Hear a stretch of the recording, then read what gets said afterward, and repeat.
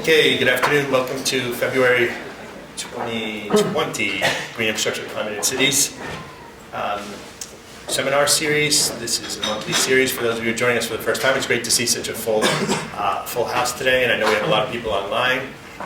This is a monthly series that we've been doing since 2014, focusing broadly on the impacts of climate change on cities and green infrastructure writ large in terms of ways of adapting to it. You can see our partners here. The seminar series is funded mostly by NOAA through the Consortium for Climate Risks in the Urban Northeast, which is a consortium of universities looking at the impacts of climate change in the Northeast U.S. So again, for those of you joining us for the first time, we usually have between 1 and 3 speakers. This seminar, as well as all previous ones going back to 2014, are recorded and posted on our YouTube and website. So you can download them and see them if you've missed any in the past. We have folks attending. This is a live webcast, so there's folks attending online. Those of you online, feel free to ask questions in the chat window, and we'll ask those questions to the speaker. We're asking you that you subscribe to our CC Run YouTube channel, and that will do something for you, which I don't know what that would be, but subscribe. It will do something for us. It will shorten our URL on YouTube. Okay, great. So thank you for doing that. Subscribe. Thank you. Again, to those of you who are professional engineers in New York, New Jersey, Pennsylvania, we can give you PE credits, PDH credits for attending this session. We have for those of you online, please put your name in the chat window, and we'll get you and your email address, and we'll email you the certificate. Those of you who are here in the room, I'll pass this around. If you're interested in PDH credits, do the same. Name and email, and we will issue you a certificate and send it to you. I also wanted to just make a plug for the Drexel Sierra Club, Fossil Free Drexel, and some other organizations are sponsoring a climate rally on February 28th from 4 to 6 p.m. That's a Friday afternoon, 4 to 6 p.m. This will be in the space outside the Paul Peck Center, so sort of where JFK Boulevard hits Market Street.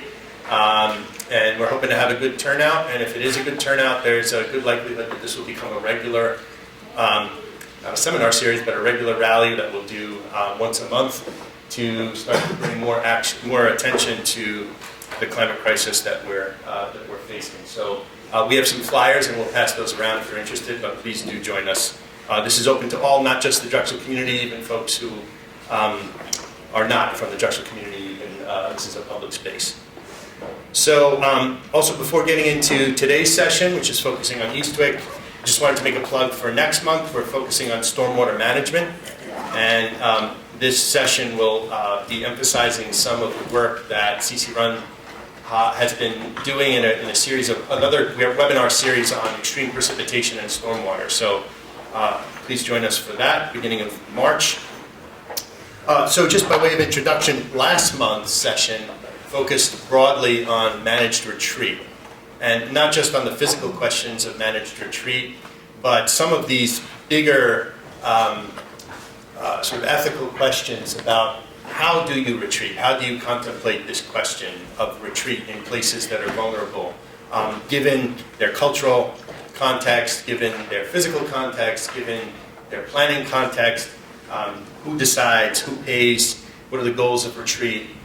Is it in the benefit of just those who are retreating, or is it in the public benefit to some extent? Who's initiating the retreat? So we talked about that last month in a very broad, general context with some case studies, but what we thought we would do this month is focus on one particular Philadelphia community, one of the most flood-prone parts of the city. And what we have done is put together a series of speakers to talk to that complexity. So everything from the cultural and historical background of this community to its physical vulnerability to flooding, as well as some sort of thoughts on the future and some ongoing research that CC Run with some other partners is going to be performing in Eastwick. The questions that we hope we can get into talking about Eastwick are sort of what are the cultural consequences of retreating from vulnerable areas? Are there acceptable ways to adapt in place? Is this does climate change mean that certain areas we really need to just get away from them? Or are there other ways? How do you convert the climate crisis into an opportunity for resilience and thinking about that in multiple dimensions: social, economic, ecological, and physical. So that's where we want to talk. Those are the things we want to talk about. I also wanted to just introduce this slide because if you read about flooding, it's often vague in terms of the cause of flooding. And one of the really challenging issues with coastal flooding is that not only do you have a rising sea, but you also have an increased frequency of intense precipitation.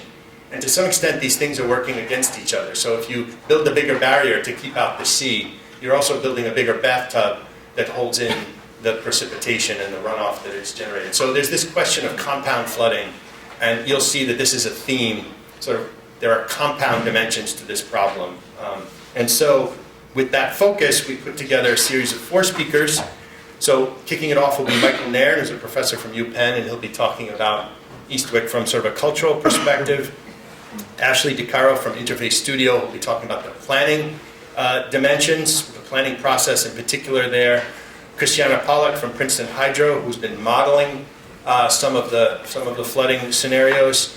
And then Phil Orton will sort of end the presentation and break into a discussion, since he's the PI on an ongoing research project to look at compound flooding and adaptation scenarios for Eastwick, and a project that's just getting underway right now.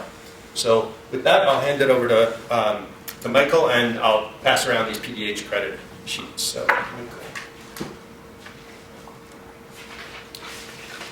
I'm all the way on the right there. Thank you. So, I'm Michael Nairn. I am a landscape architect and a faculty member in the Urban Studies program at Penn, where we focus on social justice. So this presentation is going to focus on the social justice aspects and the historical aspects. I'd like to recognize a few people. Before I start, Ross Pilling in the back, Keystone Conservation Service. We have worked for the last 8 years in Eastwick. And Richard Nalbandian, who's worked with us on this project off and on, also from the start. So I'm not a resident of Eastwick. I'll start off by saying that, but I've been working intensely with them for the last 8 years. So I can't actually tell you their views, but I can represent their views, and listening very closely to them over 8 years. We've met every other week for the last 8 years. So it's a very intense relationship that we have with these people. And I forgot to introduce Christiana Pollack, who's also on our team, but we'll be speaking later, so she'll introduce ourselves. So I just wanted to start off by giving you a little context. This is Eastwick itself, some vignettes. So you're looking at Clearview Landfill on the upper right, coming down through Darby Creek, using one of Ashley's slides of a flood during 1999, Hurricane Floyd, that all of the residents of Eastwick will tell you almost the first thing out of their mouth. Remember Hurricane Floyd. Flooding became the #1 issue after Hurricane Floyd. They had, as you can see, 6 to 9 feet of water throughout the neighborhood. We have Superfund sites, we have pipelines, we have catastrophic and chronic flooding going through there. So it's been a very sort of intense set of issues that we've had to deal with over the last 8 years. This is our project team. We were funded by the William Penn Foundation. We're in partnership with the U.S. Fish and Wildlife Service. We modeled, and Christiana will talk about it, we actually did the hydrological and hydraulic modeling for Eastwick, working very closely at times with the Army Corps of Engineers and consulting with them. I think I'm going the wrong way here. So this is Eastwick. It is down by the airport. You can see the massive, massive scale of the airport compared to the little neighborhood. The neighborhood itself is this area, really right in here. This is Eastwick. Eastwick is a neighborhood of 13,000 people in a community that was planned for 60,000. And we'll talk about that in just a moment. It is surrounded by the John Hines Wildlife Refuge. It is surrounded by the airport, and on the other side by the refinery. So it carries an extremely high environmental burden on all of these fronts. It is a Pennsylvania designated environmental justice community. So just starting with a little historical background, you can see that this is Thomas Holmes' plan of 1681, the first survey of the new territory of Pennsylvania. And what you see is the Delaware River. That big bend down at the very bottom is where the stadiums are today.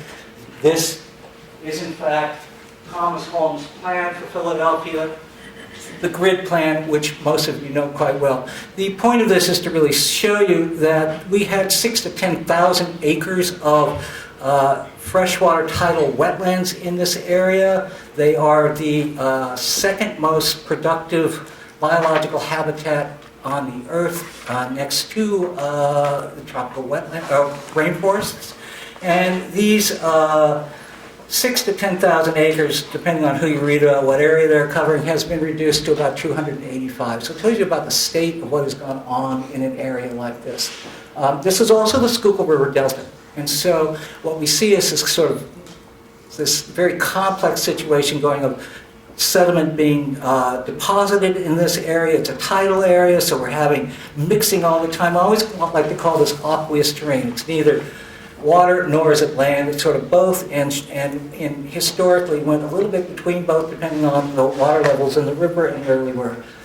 As we settled it, as we get into the lower left, you will, excuse me, let me just show you this map. I love this map on the upper right because it shows you, how many of you know Fort Mifflin? Anybody been? Well, you know, do you ever look at Fort Mifflin and think, it's just like hanging on the side of the airport, what the hell is it doing there? It's kind of one of those things, but when you look at actually this map, you will see that Fort Mifflin was on Fort Island, which is actually right here. So it actually really occupied a very strategic place on the Delaware River so it could intercept the British ships coming up and down the river, mainly up the river. It's just always interesting. I'm always sort of intrigued by why Fort Mifflin was actually there when I'm down there.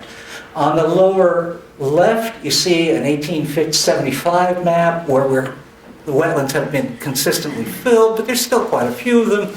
And we've turned this into a sort of farmland about 7 miles away from City Hall. So I always like to say we're outside of the gaze of City Hall. And finally, a topo map from 1898, which shows the extent. And you will also see the first part of Eastwood that's really recognized called Elmwood there, which was built on the only high ground in the area. I also like to point out that in this area was the largest shipyard in the world. If you can fathom this for a moment. The largest shipyard in the world during World War I, where almost all the Army ships were made that transported things from this country, resources from this country to Europe.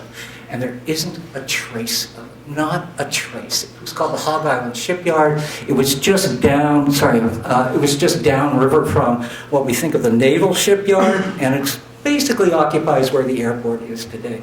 But there's not a trace of it. I just always love that. So we come to this community that we now call Eastwood. It was originally called the Meadows. And when I first started working in Eastwood, I think Ross can verify this, you'd hear these stories about the Meadows. Oh, it was idyllic. There's gypsies, there's black people, there's white people. And you go, oh, that's interesting. But about the 10th time someone has told you, realize this was, in fact, a very special community. It was I love to call it an unconsciously integrated community in that, as opposed to the neighborhoods within the city, which were highly ethnic, highly segregated, this was almost a semi-urban, semi-rural community that was really very integrated. This is the center picture is the 1945 class from the Wolf School, which I think Ashley will talk about. It was educated generations of people in Eastwood. These are just shots from Eastwood. You can see it was kind of semi-rural. It also had the Meadows. It always is flooded. So this is land that was filled and reclaimed from that area that was aqueous terrain. It's always been a little iffy and a little marginal down there. I like to say, always we tend to have marginal people on marginal land, and I think this kind of shows you what was going on through the area that we now call the Meadows. I want to introduce this idea of community trauma, because this may be the most important thing that has emerged from the last 8 years of work out in Eastwood. You know, we often think of this, for those of you who are in West Philadelphia, we hear so much about the Black Bottom. the black bottom that was removed by urban renewal, and the legacy of the racism and the urban renewal erasure of this community when land was turned over to Penn and Drexel in the 1950s and 1960s. These legacies still live on, they live on in Eastwick as well. So we think of urban renewal as by law displacement. We have still catastrophic and chronic flooding. We have what I will call municipal disinvestment in this area through school closures. We have sinking homes. We have one official Superfund site with two, actually has 3 units, one being Clearview, which I will show you, one being Fulcroft, which is in refuge, the John Hanks National Wildlife Refuge itself. We have this very high environmental burden from the airport, from the refineries, and from I-95. Finally, we have something called wet lining, which I will explain, which is the rise in insurance rates that have come up in sea level rise. So we come, and I think this, I stole this from you actually. This is the HOLC map, which we all get this from the archives. This was the Homeowners Loan Corporation, which came through and graded all urban neighborhoods in 1937 and 1938 under the Roosevelt administration. So you all know the term redlining, which was lines were drawn around neighborhoods, and within those neighborhoods, no federal money was lent to people. They could not get mortgages, they could not get loans from banks. So essentially, it robbed these neighborhoods of any kind of capital. You will see that the white areas of Philadelphia are graded blue and green, Chestnut Hill at the very top of the map, and you see West Philadelphia and North Philadelphia, those big blobs pretty much in the center, as graded red. So that's Black Bottom, the Mill Creek area, for those of you who know Ann Spoon's work on her work from Mill Creek area. So these are just shots. These neighborhoods were graded, it was a very racist grading. If you had African Americans, you were graded on the presence of having, and I'm going to use the quotes to use the words that are on these forms, Negroes, and they were graded red, D, and robbed of all capital. This actually set up, post-World War II, urban renewal. Urban renewal is de jure dislocation and displacement. They came in, they being city came in, they made big plans to make Eastwick a model community of 60,000 people, 2,500 acres, and it ranges from 70th Street all the way to the city borders, and from approximately at the time the Delaware River all the way up to approximately Elmwood Island Avenue. The borders are a little sort of iffy through that area. And I wanted to point out in that lower right hand is that the fill that was used to fill the wetlands and this area through Eastwick, the 2,500 acres, was all taken from the cleanup of the Schuylkill River, largely from behind the Fairmount Dam at the Art Museum. So you can imagine that this was not exactly clean fill, and that legacy also lives on. There are lots of narratives about the cancer rates out there, and this is always talked about by the residents as being one source of the cancer rates.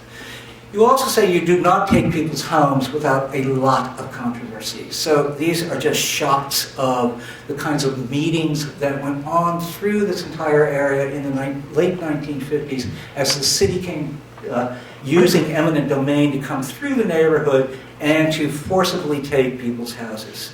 Some of the signs will say, Mayor Dilworth, we have splendid houses out here. Come visit us sometime. As I said, this is 7 miles. This was without the gaze of City Hall. So City Hall, for a very long time, never cared about an area like Eastwick. This is just some shots of the same thing. And on Ashley's team was Mindy Fullilove, who wrote a rather wonderful book on urban renewal and the effects of what we call community trauma, these really traumatic events that reverberate through a community and last probably somewhere around 3 to 4 generations. Just was showing an aerial photo, so the area that is at the very bottom left down here is the area by 1971 that had been cleared to the ground for Eastwick. So we had 8,350 people displaced. We had 25 structures demolished and about 2,500 acres taken over for this new city within a city through urban renewal.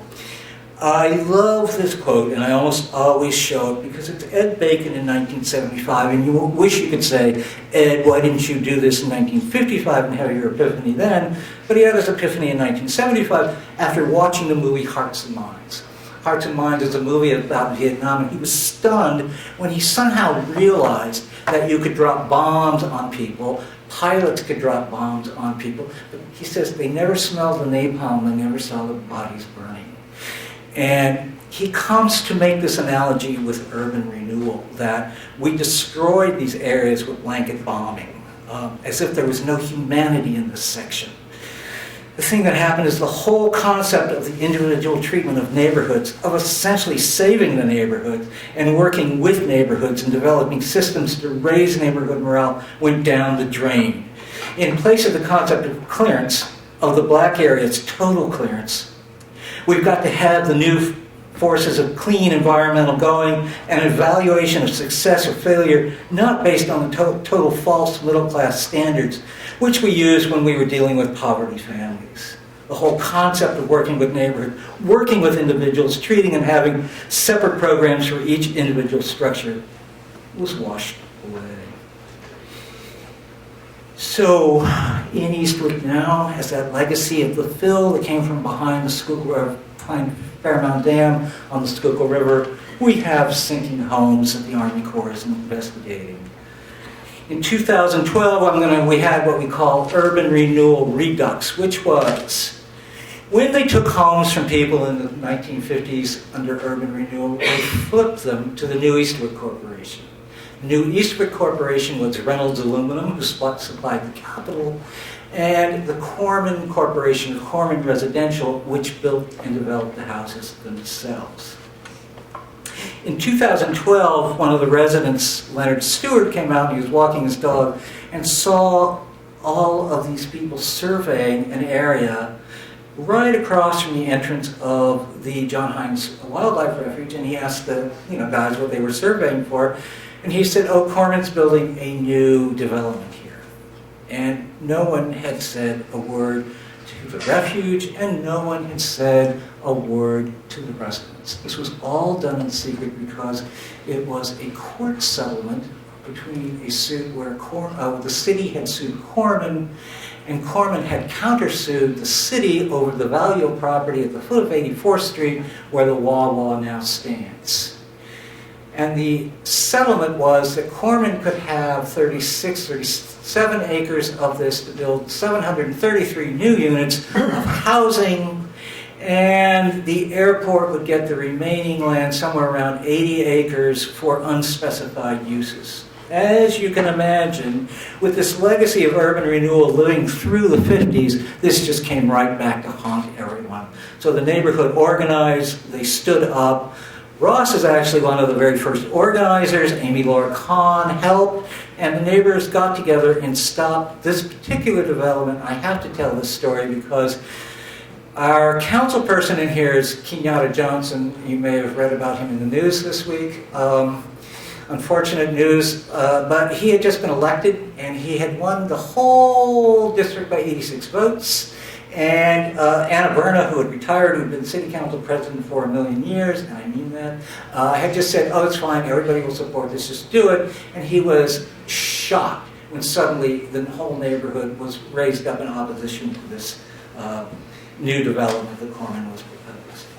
So the next really community legacy, community trauma is around toxic waste. I've explained that we have a Superfund site there, Clearview Landfill, operating on Unit 1 of the Lower Darby Creek Superfund site.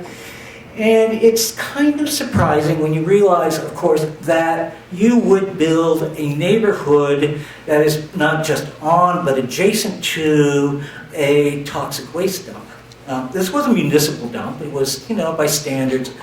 When it was formed, it was at the edge of the city, but still, the city comes through, the redevelopment comes through and proposes to put houses backing right up on this landfill.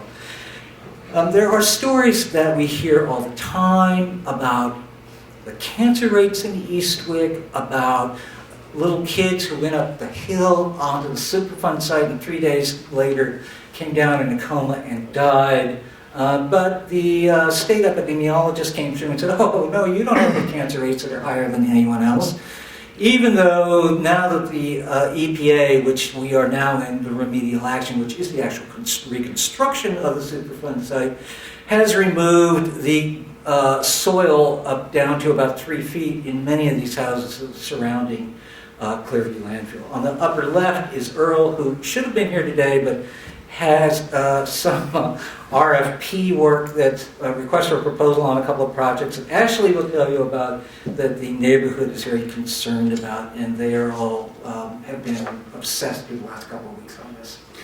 We also have this catastrophic and chronic flooding. This happens to be from Darby Creek, which Christiana will explain to you. We are on the downs, in the upper parts near Clearview landfill, we are in fluvial downstream. In the rest of Eastwood, we are in the tidal zone. We have 3 watersheds, Delaware Direct, the Schuylkill Mingo Creek, and Darby Cobbs Creek, and these all come together at certain times.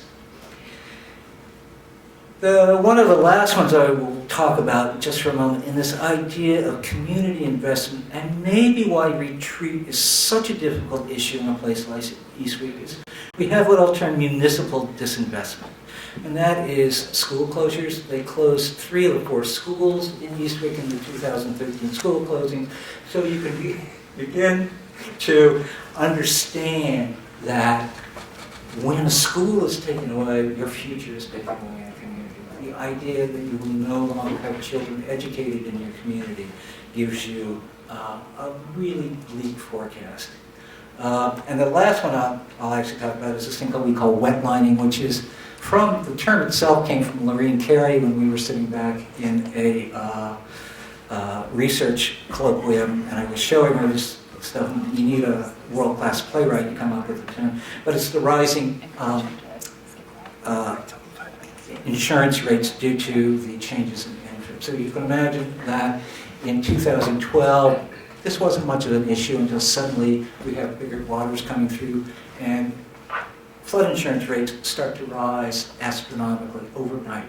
So this was what we call a pre-firm community, which was built before Philadelphia adopted NFIP, the National Flood Insurance Program. So this was subsidized. So suddenly the subsidies were taken away, and people, many of whom are older on fixed incomes, suddenly were struggling to pay flood insurance. There was, of course, a fix this. And finally, I'll just say that sea level rise is a big issue through here. This is the new Delaware Valley coastal resiliency maps. I was going to show them, but I'm kind of out of time. But you will see that in 2050, a large part of Eastwick, especially in the lower parts near the Pepper Middle School, which was closed, and down by the Eastwick train station, is forecast to have chronic inundation.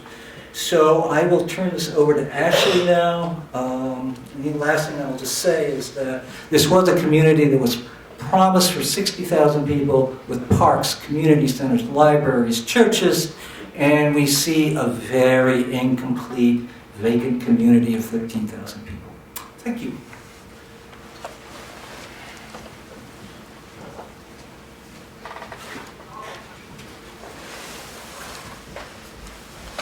Hello, everybody.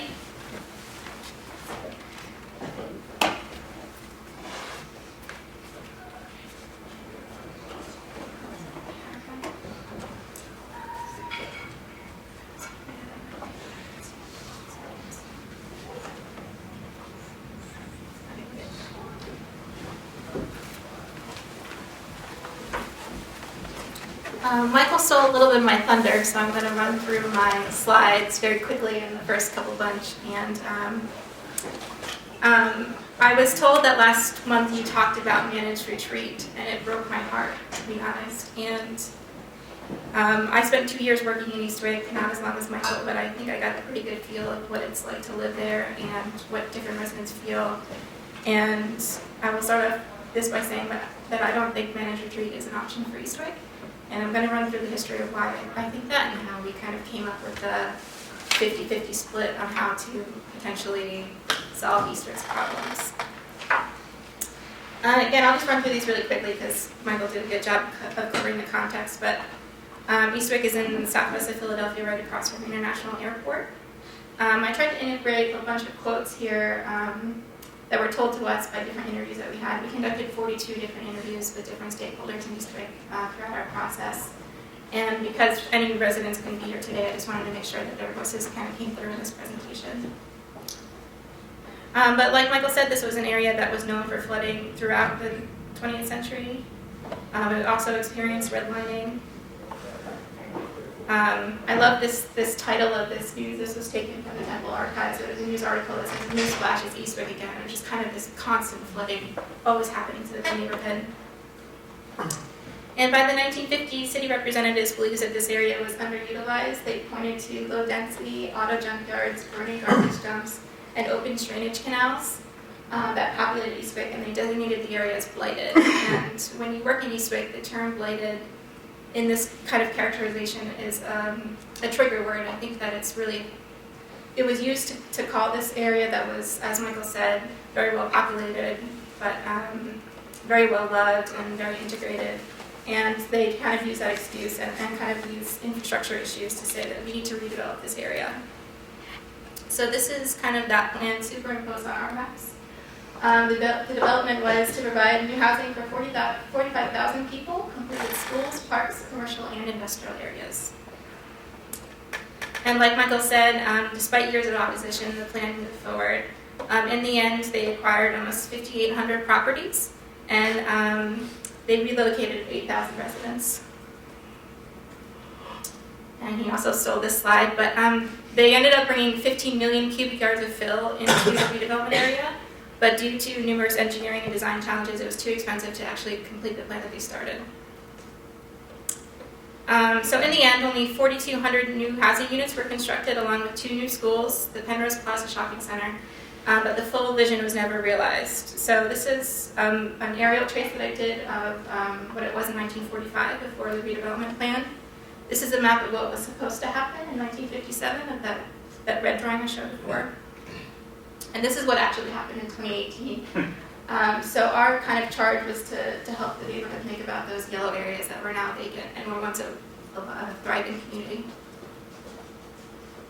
And I really love this quote. Again, I'm going to kind of read through these quickly, but this city sold a bill of goods they never came through on. It led to many different issues that have not been rectified at all.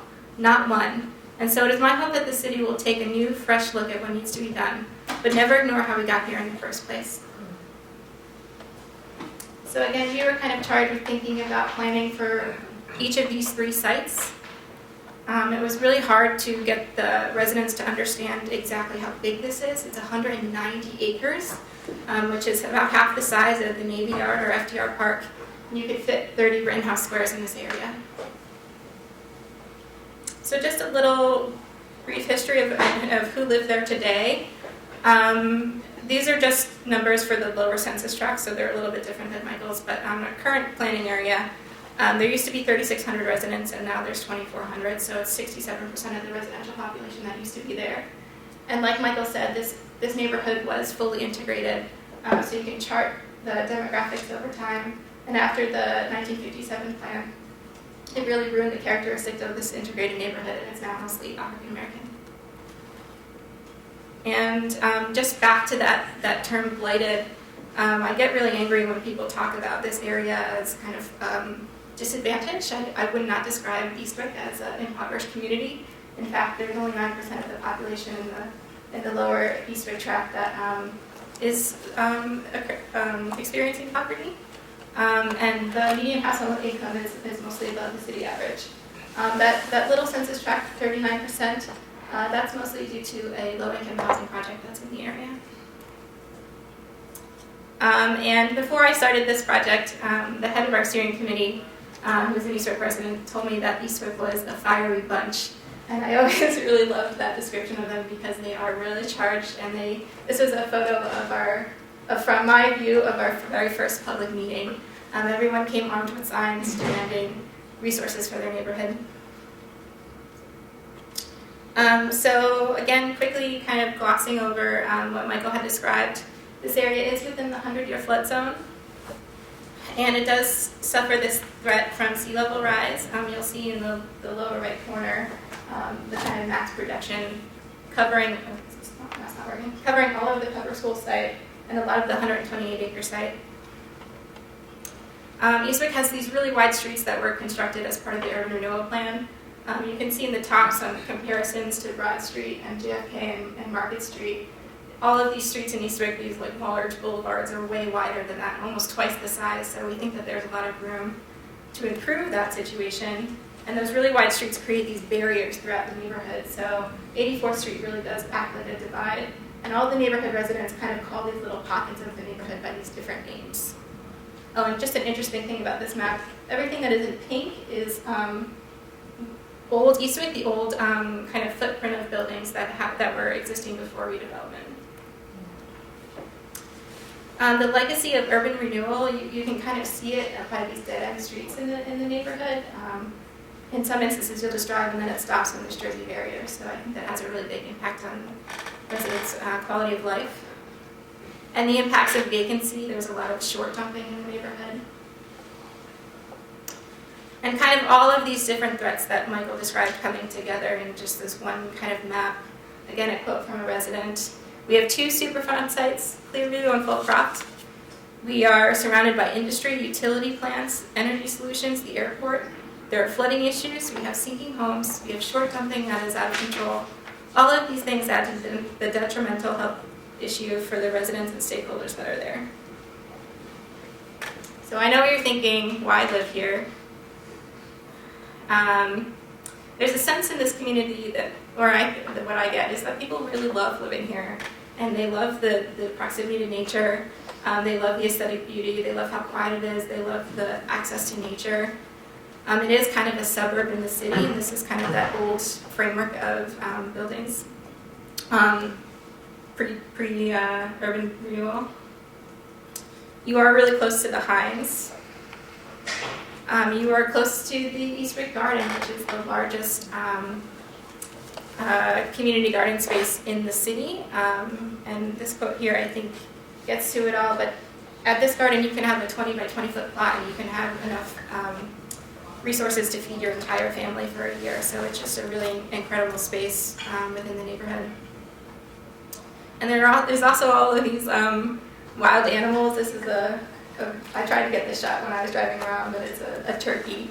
But residents here have all these great stories about walking out of their front door and seeing wild fox, and they just really love the natural setting that they're placed in. So our charge, which was kind of a very different type of planning process, was a feasibility and vision plan. And we kind of we had to approach it at 3 different angles. What were the community's goals? What were the environmental and site constraints? And what could the market support? And because I had limited time, I cut out all of the market study slides, but there's an entire market study that you can go and read if you are interested in doing so. So what are the environmental constraints and how does Eastwick flood? I will preface this to a room of engineers, and I am not an engineer, but this is an interpretation of how a non-engineer understands flooding in Eastwick. Again, this slide that's kind of famous at this point, but everyone in the neighborhood does talk about Hurricane Floyd. And basically, Eastwick sits at the base of 2 different watersheds. So the Darby watershed comes together with the Cobbs Creek watershed, and they kind of make their way down to our study area. And I think that this kind of is the thing that summarizes it all, and I wish I could point to things, but there are basically 2 holes within the barrier where both of those 2 watersheds come down. I circled right there the Hook Road Bridge, which is a constriction point. So water comes down here, it gets caught up, it goes around the Clearville landfill and into the Pepper Bowl. Once it's there, it makes its way to Mingo Creek and then out the Schuylkill River. The Mingo Creek has a pump station there, so it's not a good system to have all this water go there to the Mingo Creek and out the Schuylkill. And then there's a second hole in the permeability near the entrance of the John Hines Wildlife Refuge. And just a really quick point that there's an existing levee that lines the entire length of the 128-acre site. And this is a trace of the modeling that other speakers are going to talk about, but you can see how that works, where those two holes are in the impermeability and how it floods the neighborhood. So what are the community's goals? Throughout this entire process, we talked to over 360 individuals. And I would kind of like to describe this as a spectrum of opinions. There are people in the neighborhood who feel very strongly that nothing should be built on this land. There are also people in the neighborhood who think, you need to build us the city in the city that you promised us. So there's an entire range of different opinions in the neighborhood, and we kind of tried to walk a line of unbiased and see where we could land. And I really love this quote too. Let's make Eastwick whole. We want Eastwick to become the template for renovation and development in the entire city and country. So then we asked ourselves that question, can we do both? Can we make this place resilient and do development? And we believe that you could if we adhere to a couple of things. One was a baseline that no new development should make any flooding issues worse. The second was to preserve the opportunity to study flood mitigation in low-lying areas. And I'll get into that in a little bit. And then the third was to utilize development to improve existing conditions where it's appropriate and possible. So this is actually the writing of Dr. Fullilove that Michael talked about before. She is a wonderful woman and teacher. And this was kind of her assessment of Eastwick.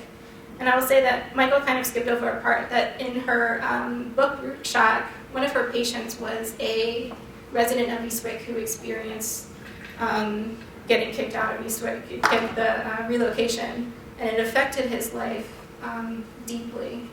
And she kind of blames his death on that displacement. So her writings for the vision of where we kind of landed for Eastwick was that Eastwick has the soul of a village.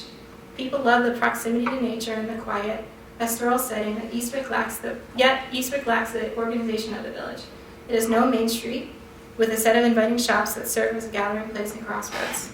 Becoming a real village involves enhancing both of those parts, enhancing the connection to nature and developing a main street that brings together civic, commercial, and cultural life.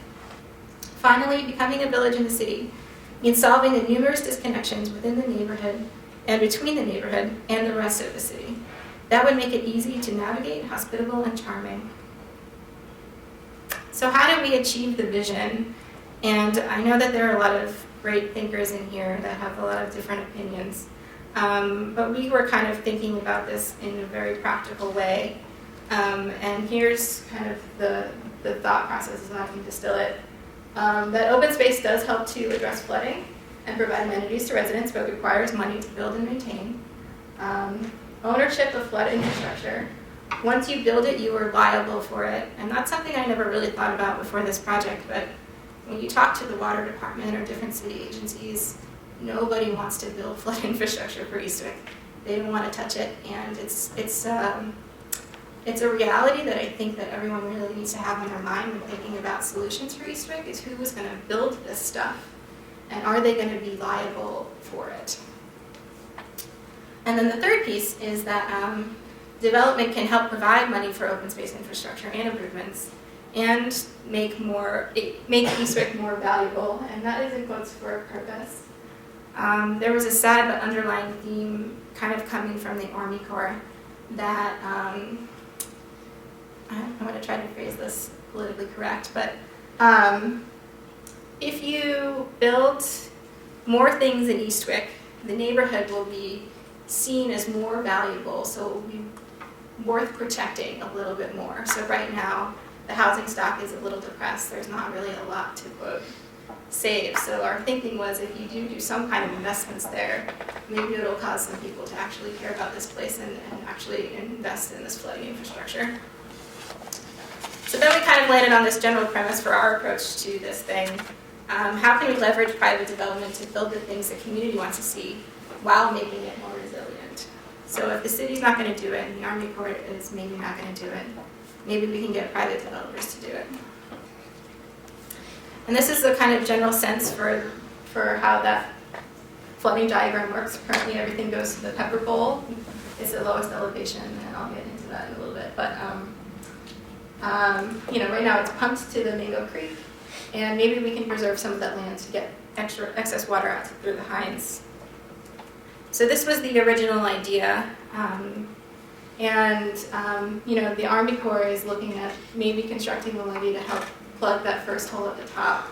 But maybe if we use private development to act as, quote, levees, since they have to build up to the base flood elevation anyway, we can kind of capture the water where we need it to go and make sure other parts of the neighborhood won't flood in a catastrophic event. And then we learned that there were actual wetlands on our site. This data wasn't presented to us until halfway through our process, which was really disappointing. But basically, when you have a wetland, you can't do flood control services through it. So it affected that diagram. And so this is where we landed. It's kind of the next step of that thing. Where can we have that main street that can be this central development that would tie the neighborhood together, as Mindy had gracefully talked about? Can we reuse the Wolf School as a community hub and relocate the fields close to it so it really does become this community asset? Where is the place that we would put jobs in the neighborhood? And how can we kind of complete those dead-end streets with the Jersey barriers to do a light amount of infill just to round out the neighborhood? And I don't even know that this is kind of that drawing taking to the next level of the actual extents of that development boundary. And this is kind of what a potential development scheme would look like. This is showing senior housing on the corner of 84th and Lindbergh, pushing development up against 84th Street and utilizing the higher elevations along there to have that kind of mixed-use feel, redeveloping the Wolf School site and having some kind of job center down there where it's appropriate. I will say that the head of our steering committee, Terry, was very interested in having a large growing cannabis operation in Eastwick, so we think that might be a perfect site. But we had to leave this menu of options open, and as someone who studies sustainable design, I truly believe that if you think of these things in the best light, they could really help enhance the neighborhood. So at the end of our process, we think that we ended on a pretty good note. This was an article on Plan Philly, but it was a really good momentum, and when you talk about that idea of doing both, we thought it was something that the residents really captured and took hold of. And just kind of where we landed on that spectrum overall. Our drawings are shown with those orange boxes. 87% open space, which is about 127 acres. And if you break the sites out individually, they all have a different recommendation depending on their current elevation and location in floodplain. But for site 1, the 128-acre site, which is not 128 acres, but that's what the residents call it, that's about 60% open space. Currently as drawn, site 2 was 35% open space, and that's that corner that has the highest elevation. And site 3 was the Pepper Middle School, and that's about 83% open space because all the water goes there. We wanted to maintain that flood capacity as much as possible.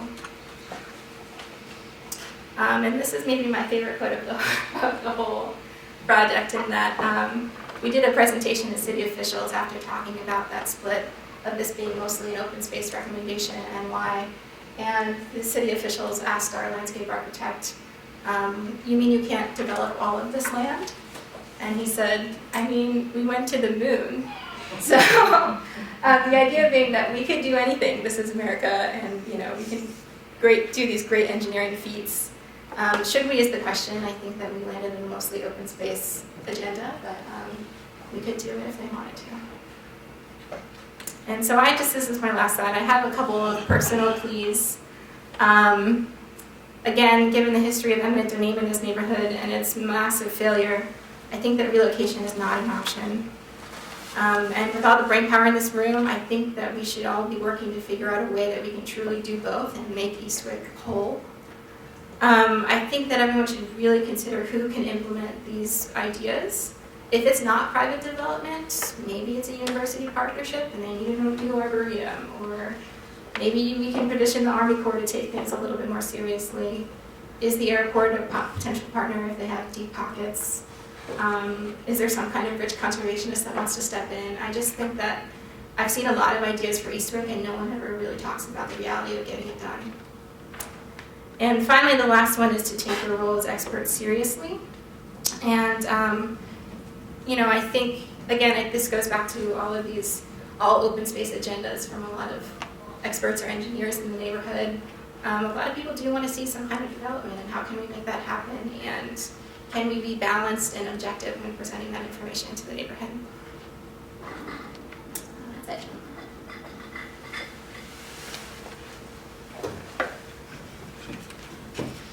All right, so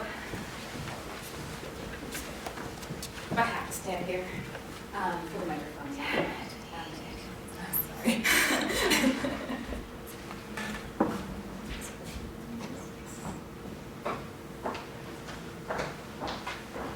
Thank you. I'm try to get away. I don't like standing by the podium. I'm also short, so that doesn't help.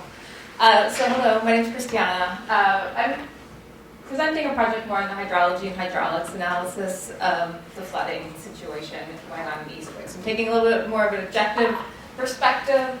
I come here, admittedly, I'm an ecologist and hydrologist. I'm not an engineer, but many people think I am. They can say invert, you know what I'm talking about. So I come as a hydrologist, ecologist. I'm also a certified floodplain manager. So I teach floodplain management all across the state of New Jersey for the state. I'm very familiar with FEMA regulations. I also participated in one of the first restoration of buyout properties in New Jersey. So New Jersey with Blue Acre programs that actually, it's a volunteer program where there's money to purchase homes from owners that are willing to sell it. They're tired of the flooding situation, and so we have a mechanism to give them an out. And so one of the projects that I worked on, we had a whole slew of properties joined together, and we actually restored it back to floodplain. So it was the first project in New Jersey of that nature, where we restored about 2 to 4 acres of floodplain, Trinity Rock floodplain benefits back to the community. And the residents in the neighborhood were always kept up to date of what we were doing. And so we just finished construction actually in October. So I come to you as sort of the modeler, but also a lot of experience working with floodplain management and the realities of it. I worked on this project with Michael and Ross Pilling, and really does this work? Oh, I think you have to use a laptop. Working on the Eastwick neighborhood, and I'm going to focus on what was referred to as the planet streets and less on the planning process that Ashley spoke of. So just to give you context again of where we are, we have our site, which our neighborhood is sort of the area in yellow. We have Darby Creek, Woodcocks Creek, we have Schuylkill River, we have the Delaware River. Understand your hydrology is the first point of this slide. We are surrounded by a lot of water bodies and very big water bodies. And not just big water bodies, we're at the bottom of the watershed of all of those. And we're talking the Delaware watershed goes all the way up to New York. These are significant in size. So we're dealing with a massive amount of water. So if we zoom into our community, so the planet streets is right here. Planet streets are right here. And these are the areas that are most often flooded. And so when we're talking about mitigation and kind of flood risk reduction, there's a whole slew of strategies you can pick. You can pick what we call non-structural options, like zoning.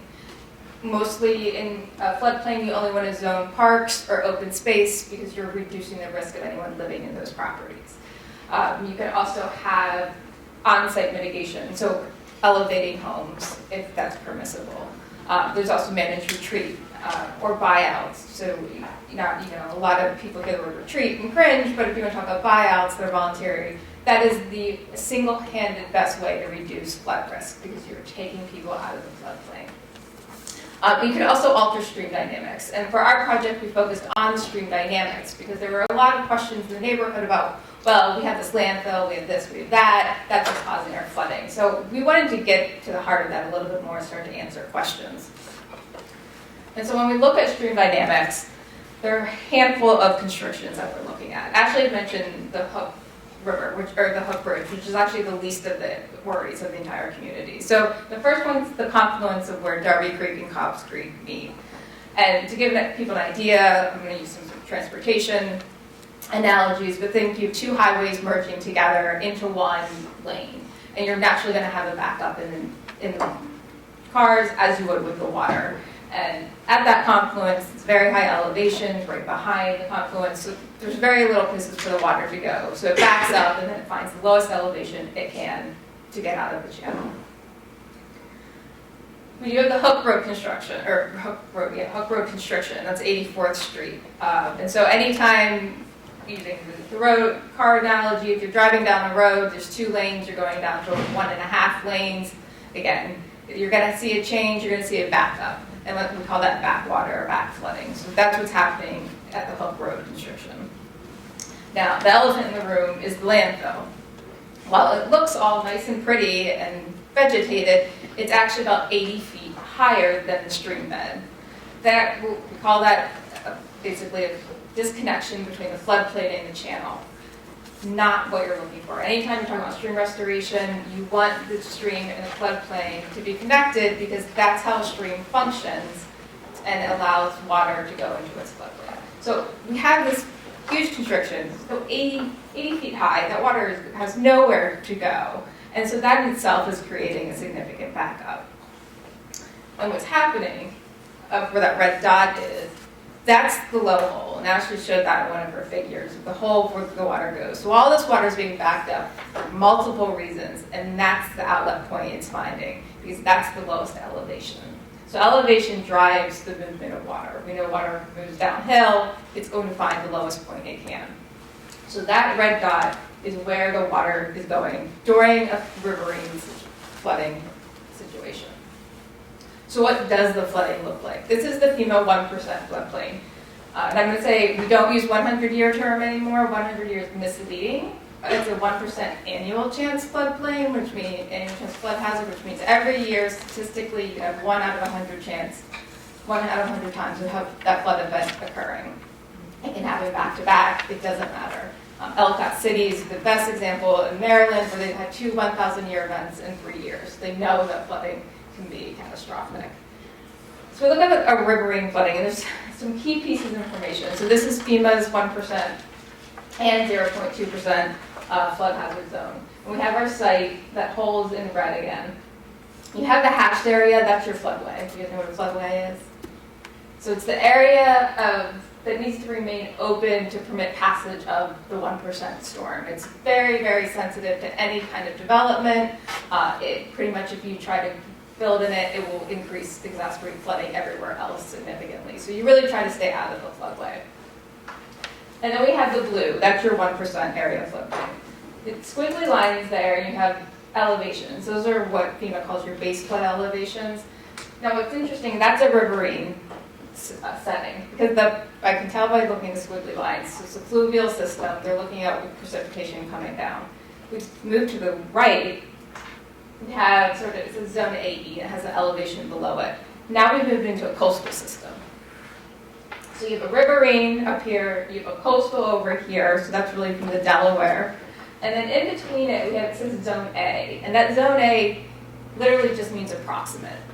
FEMA says this is approximate, we didn't study it, we don't actually know what happened, we're not sure where the water's coming from, but it's a floodplain. So that's what we're dealing with in this community, is a riverine side, you have a coastal side, and then I'm not quite sure really what's happening perspective. So that's FEMA. FEMA's looking at big storms, 1%, primarily precipitation events. Then we'll move to NOAA. NOAA's looking at hurricanes. And so the SLOSH model, you're looking at sea, land, and overland surge directly from hurricanes. This is an inundation from a Category 2 storm, and you can see your flood depths range, less than 3 feet all the way up to 9 feet. Our community is where the little black dot is. So because we're not talking about river range, we don't have the same amount of flood extent because now water is coming up from the Delaware through the Darby. But it gives you a sense of how much of the area could be inundated in the event of a hurricane. So I'm going back to what Ross and Michael wanted us to do and answer questions we wanted to answer. The community they love their community. They want to stay there. They also want to understand their flooding conditions. And so we said, all right, let's answer a handful of questions. If we didn't have this confluence, what would happen? If we didn't have the landfill, what would happen? If we didn't have Buck Road, what would happen? So we threw together a Heckgrass model. So we're a little technical here, but not too technical. We threw together a Heckgrass model. We did a one-dimensional model in the channel and a 2D mesh in the floodplain. That allowed us to actually see how water flows. And we did not, so because you do a two-dimensional, you have to do an unsteady state, which means we had to give it a hydrograph from a particular storm. And we used Tropical Storm Lee in this case, because that was a sizable event. I think it ended up being a little smaller than what a 1% event in FEMA's terms. So we used Tropical Storm Lee, we had a one-dimensional model, two-dimensional in the floodplain, and then we put in all of these different scenarios. We altered our topography. Before we go into the different scenarios, I wanted to show what the animation looks like, so what you can get out of a 2D model.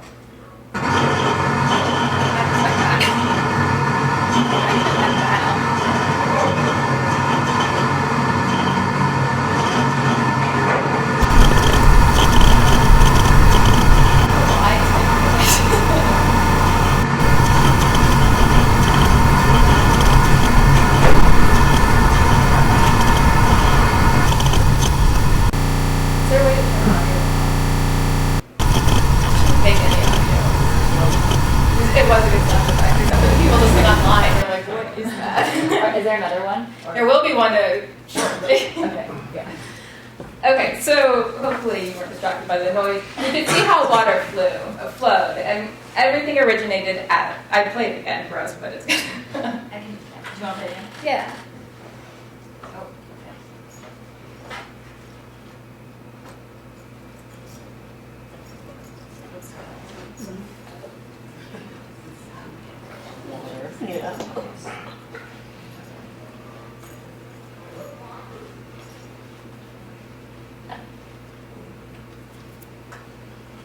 Yeah, okay. Thank you. Yeah. All right, so you can see where water is originating and how it's moving through the neighborhood, moving through to the lowest elevations, and then eventually it sits. All those green lines are cross sections that we had to put into the model. But it's a great animation to show people how water is flooding.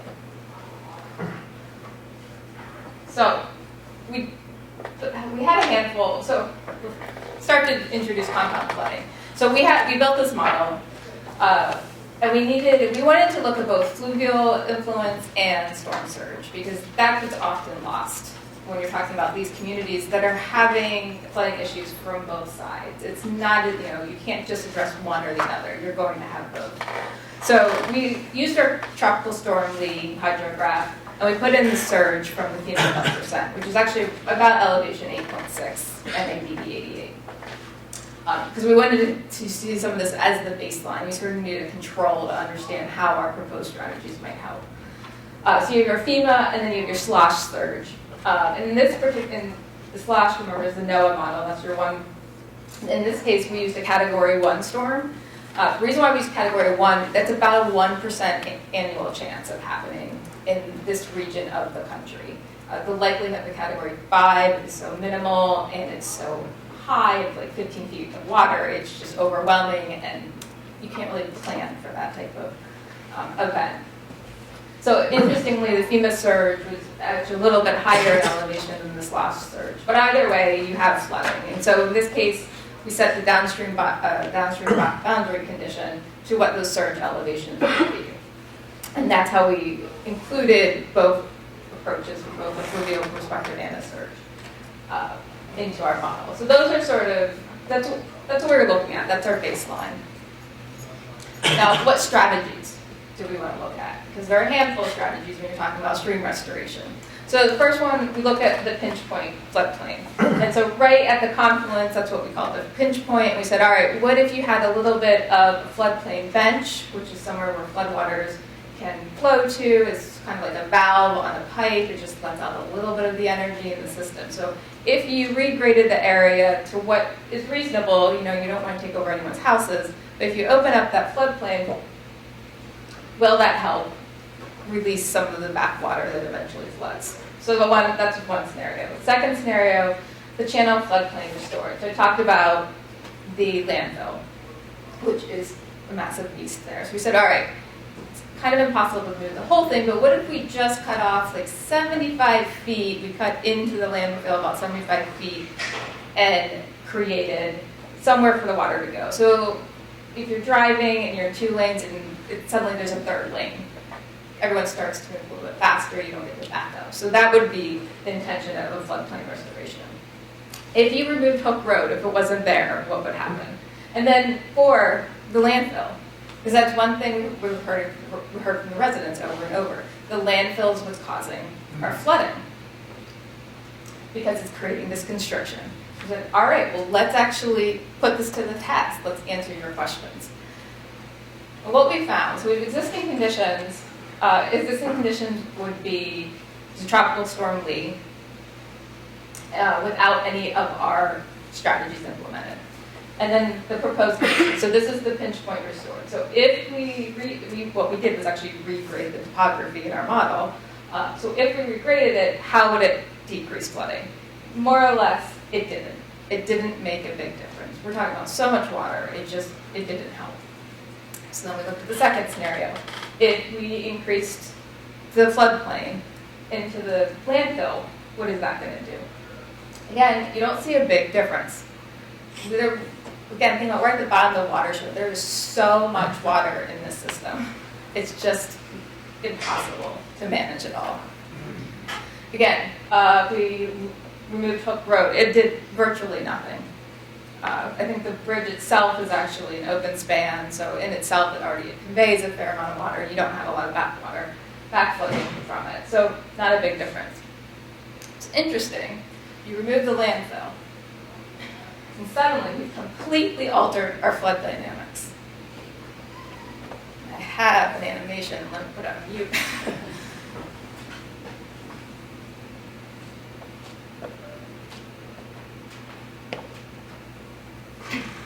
Suddenly, the floodplain fills up first because that's what it's made to do. But then we see water coming. I don't know what road that is on. 80th. 80th? Yeah. So water comes from there and then floods. So while everyone's been yelling at this landfill for years, and I would too, it's also acting as a levee for this neighborhood. Because if it wasn't there, the neighborhood would still flood, it would just be coming from a different direction. So this was eye-opening for a lot of people. And I remember I had to break the news to Michael, like, this is what the data showed us. You want a silver bullet. Do you have any idea what the percentage of storm drain contribution is to this as opposed to just the watershed? Is there any percentage? So what's coming from stormwater infrastructure or? Yeah, I mean, CSOs? you've got your water shedding from a storm. Yeah.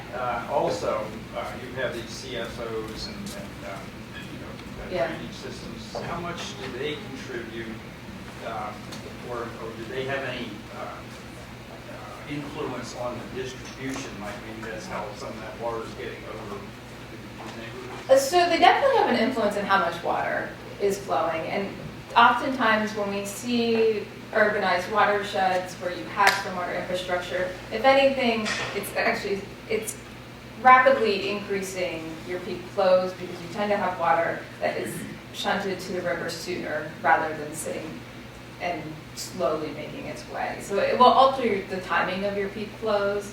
You're also decreasing your amount of infiltration, so more water is making it to that river than would have alternatively. I don't know the exact percentage of what is from the stream versus what's coming from the actual drainage networks. One approach, if we wanted to alter flooding, you go up in the watershed And we've looked at, we went all the way up through the watershed and say, are there areas where we can actually create wetlands and other floodplain storage? Because ultimately, that's what we're trying to do, is decrease the amount of water in the stream. Yes. During your modeling, is Mingo Creek pumping at its full maximum? So Mingo Creek is not modeled in here. That you brought up a Because great that's a point. very important hydrologic influence in the area. It is if the water can make it to Mingo Creek. And oftentimes, Mingo Creek, its elevation is higher, so you still have to reach a certain elevation before. And what would actually make it worse if I even included Mingo Creek is the Schuylkill is not represented in this modeling. So if we put the Schuylkill there, pretty much everything would be underwater. And so that's the consideration with Mingo Creek, is that then we're starting to also show the Schuylkill. Now what we would love to do is include the Schuylkill model, which the Army Corps is finalizing now. So as soon as they have that model, we can put this in together and actually see the timing of all the different events. Just a note on the underground infrastructure. I don't know the specifics of it, but all of this was constructed in the 60s and 70s. So it's the newest underground infrastructure that the city actually has. And it was built for 60,000 residents, and that never got built. So it's actually oversized for what's there now. It's oversized there, but we have looked at the calculations, and it was just impossible to pump it all. It doesn't have that kind of capacity. And you also don't, FEMA would never let you rely on an automated structure to begin kind of flooding. So that was, like I said, so when we went through all these options, and we were just like, wow, there's nothing we can do with stream dynamics to alter the flooding here. And so, that was our conclusion when walking away from the study. Now, Army Corps is undergoing a study in collaboration with the Philadelphia Water Department and looking at a levee where we have that hole. And so they're working forward on that information because there is no altering the stream. You're sort of left with structural control when you're talking about flooding in this area. Now, you can put a levee there all you want, but you also have sea level rise to contend with. This is a 3-foot increase in sea level rise with mean high or high water. So while the Planet streets won't be underwater, certainly the rest of the neighborhood is underwater. Now 3 feet increases in line with New Jersey just came out with guidelines for sea level rise just a couple months ago, and that's in line with about the 2100 time event with a high emission scenario with a likely probability. So it is likely, and it's something you have to think about. If you address fluvial, you still also have to address the sea level rise that's part of this project. And that's what makes this a challenging neighborhood, is because they have all of these flooding sources. And we said, I didn't even include the Schuylkill in here. That's a massive body of water. So, what it came down to, as it comes down to me, and I'm a lot more objective than the average resident living there, is that this is a floodplain. Neighborhood is circled in red there, and this is the same graphic that Michael showed. It's been a floodplain. It's always been a floodplain, and it will continue to act as a floodplain. You just can't change that fate about it. And so, that's our takeaway. And so from that, you need to know that information when you're talking about planning a community and how to move forward, because there is an inevitability to what's going to happen with flooding. And with that, thank you, and then we'll switch to... Yeah, we have one more presentation, and then we'll open up for discussion. Phil, are you there?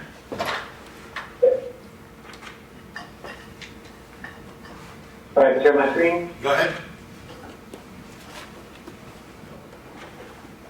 All right, well, those are great introductions. Already an incredible study that Philadelphia Water did there, and also the low resource public land study. We're new to this, at least I'm new to this, relatively new. We have a study funded that we just got underway, and preliminary work done under CC Run and past years with Bronco. And so this is the project team, including Philadelphia Water, both the eye level, and it's funded by the preliminary work done under the climate application program. In addition to the this is the project team, including Philadelphia Water. So I'm just going to introduce this project, and it's getting underway, and as one more. In addition to the sort of seed funding that came from CC1 and in our initial effort. So I'm just going to introduce So the the topic, project, the title is Compound and Fluvial which is Coastal getting Flood underway. Climate Adaptation and Transferable Framework of Engagement Modeling. The future that builds upon these prior studies. And so it's So the talked about being title is transferable Compound because we're Fluvial Coastal kind of Flood looking and Climate beyond, Adaptation, a transferable beyond the framework of we engagement could modeling have and something that deals with this national or even global so problem it's of talked about it being so transferable the because motivation we're for trying to locally look the need beyond- at risk of flooding from storm beyond rainfall and compound flooding from the two. This problem national or of even global compound flooding from two flooding. sources is inadequately considered nationwide, and flood risk assessment has shown Flooding by from the storm FEMA surge rainfall and maps compound that, flooding you know, from the typically two. just have one flood source. And also in forecasting, NOAA is really working hard right now, National Ocean and Atmospheric Administration, to have forecasts that reflect both rain and storm surge, but they still don't have that in their forecasting for the most part. So it's well established that coastal floods are becoming more frequent, and it's also well established that the U.S. Northeast and many parts of the country with these terrible storms like Harvey, like we've seen recently, So that it's well we've seen a established that substantial coastal floods increase in the intense rainfall coming during storms. Many parts of the Many country. cities lie at the confluence of rivers and estuaries, where you can compound flooding from the two sources. Rainfall. And yet little research has really been done on this topic, and it's getting a lot of attention right now at the federal level, and that's where we are. Compound flooding from the two sources. So here's just a diagram of our project. We'll have a strong partnership with Philadelphia Water. City. We're going to have open interaction with the community through workshops, through webinars, and also using whatever data in terms of people knowing how deep water was during historical floods for validating our models. We'll have flood modeling, bottom left. We'll have using, and I'll explain these models. The context is more statistical analysis, or bivariate or two different source flooding, and then also climate change effects on rain, sea level, and storm surge, and the combined, whether or not they're coming together more often. And the science team will, and then the last part, which maybe should be alongside those, is economics. We have a damage model so we can take it one step further, similar work to what we just described. We'll take it one step further to benefit cost analysis, which I don't think they did in their study. And so, like I said, this is sort of an early phase of our project. We're setting up a model, and we have a first workshop in June that'll help finalize the project plan, which we're just planning right now, and people will hear more about that. So, some more information on all these different components. Our preliminary plan is to use tide gauge data from Philadelphia for an offshore boundary condition. We also have a postdoc at Stevens, Fernando Pareja Roman, who got his PhD at Rutgers recently, who has a ROM, Regional Ocean Modeling System, ocean model of the estuary. So we do have the capacity to model the estuary, including its historical changes from dredging. That is part of his dissertation work. And also how sea level rise changes, tides, and storm surges in the estuary. We also will use a watershed and sewershed model. SWIM, Rocco will be working on that component of the project. And then grad student Vita will be working with me on two-dimensional flood modeling using HECRA for the watershed, the Eastwick area, and actually going upriver approximately to the head of tide, the two different river basins. So you've already been introduced to Eastwick. This is just a land cover map and a land elevation map that shows, for example, the landfill site is very high down.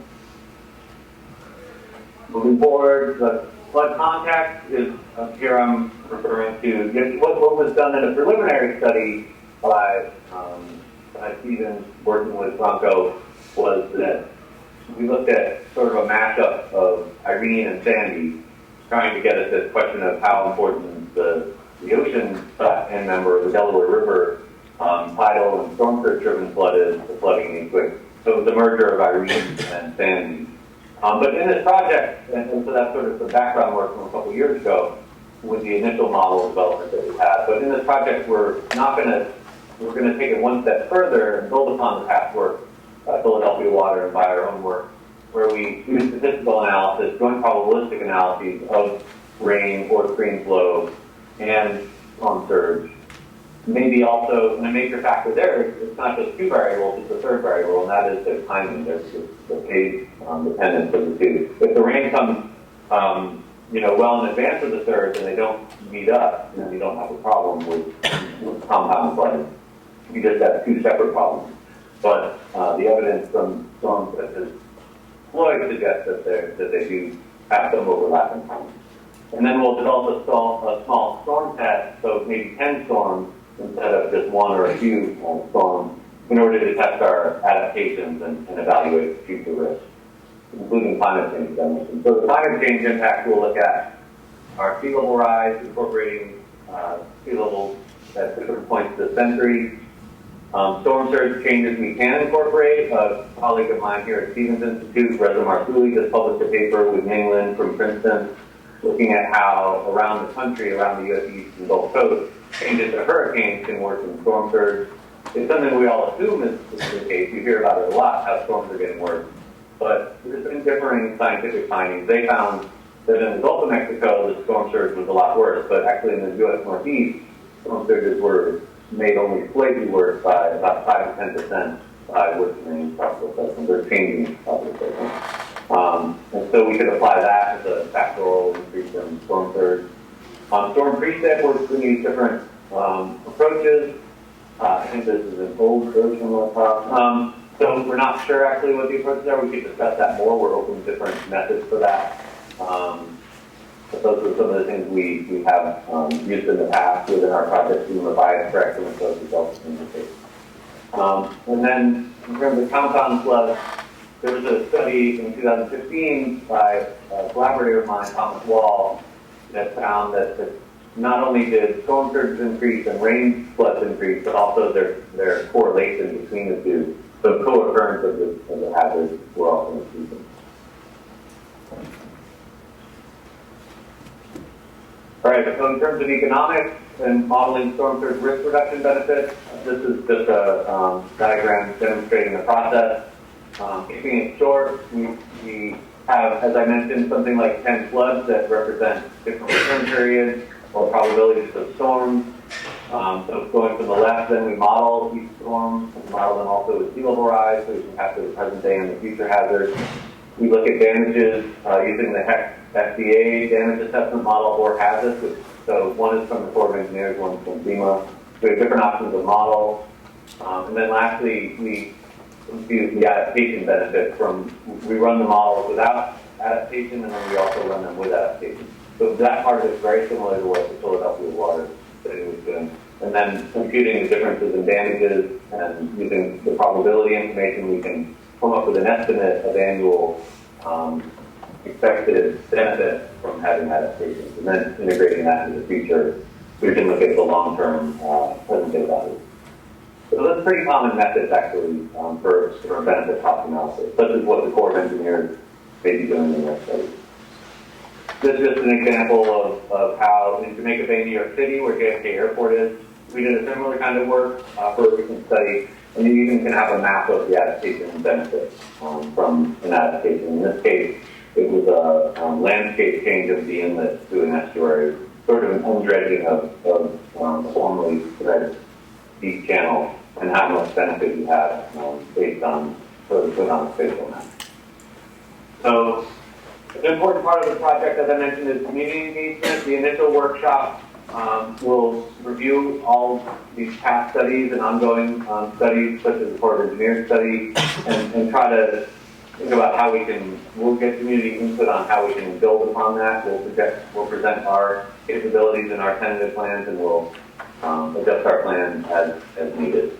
We'll also solicit the adaptation ideas for our project at workshop, and we'll also be seeking soft data such as crowdsourced data from past storms that we can evaluate the model with. And then a second workshop will occur another 9 months later in the second year of our project, where we present the initial results of our adaptation, of our modeling of adaptations and the impacts that climate change have on future flooding and on the adaptation efficacy. We'll solicit feedback so that we can have one more round of, one more iteration toward our final project result. So back to the diagram, this just shows some of the other studies that have gone on, like the LEPLS study, public land study that you heard about, the ongoing Philadelphia Flood Risk Management Task Force, the Corps of Engineers feasibility study, not possible it actually is occurring right now, sort of coincidence with our study.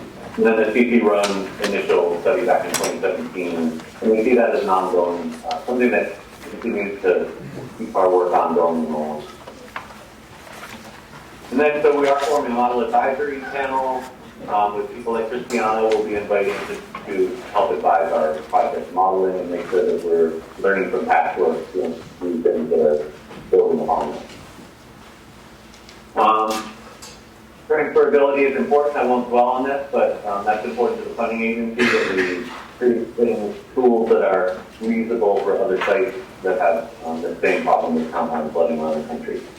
So comparing, for example, simple models like bathtub mapping of flooding to the detailed dynamic modeling of flooding that we get with ECRAS and these other models. So the team are some of the people in the room, like Corin and Franco, myself and Anita here at Stevens, Julia Rockwell at Philadelphia Water, and then outside collaborators, including Mark Camarada, Philadelphia Water, and others on the list. So that's it. That's just a summary of where we're headed so far, and I look forward to hearing all the discussion and questions about all these presentations. Thank you. Thanks, Bill. So with that, I mean, we have, we're going to pass this around. If anyone is from Eastwick, interested in Eastwick, wants to attend our June workshop and participate, please put your name down. We'll keep you in the loop. But I guess now at this point, we just open it up for questions to any of the speakers.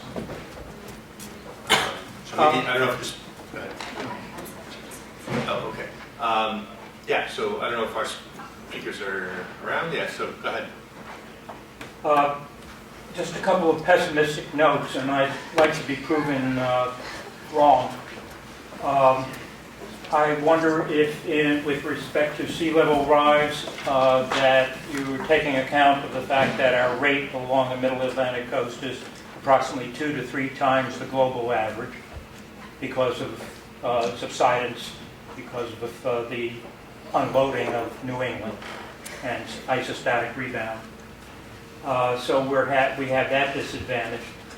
Also, when we did our work on the Pennypack Creek, I had to argue with FEMA to be allowed to use the upper bound of the 90% confidence interval from Atlas 14. And if I'm not mistaken, they still require now that you use the mean value.